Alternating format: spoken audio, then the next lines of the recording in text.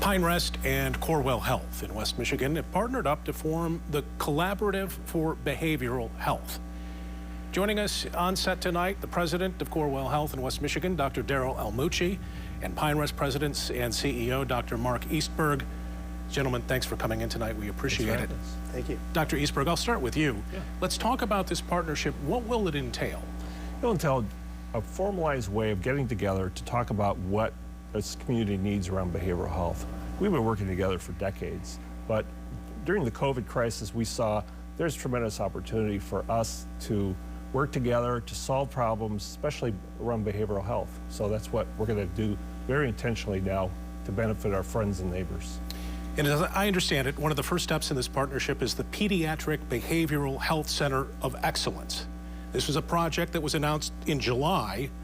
Dr. Almucci, tell us a little bit more about how this is going to impact the community. What impact would it have?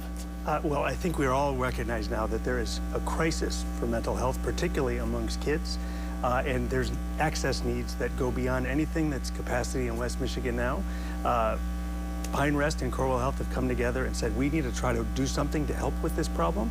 So we will have a full campus at the Pine Rest facility where we will take care of kids in an outpatient setting, an inpatient setting, provide therapy and all sorts of needs that are out there in the community.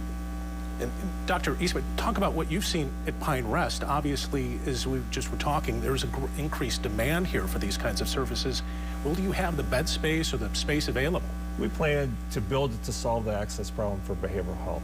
Our goal is that the wait time for a psychiatrist, for a child psychiatrist, goes from 4 months to a week. The same wait time that we would expect with any other kind of diseases. So that's our goal, is to build the kind of healthcare system in kids and behavioral health that we would want for our friends and neighbors.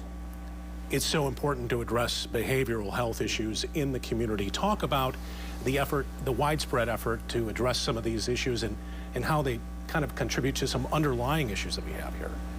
Yeah, I mean, at the end of the day, I think we've all known for years that there's kind of a looming behavioral health crisis in the country.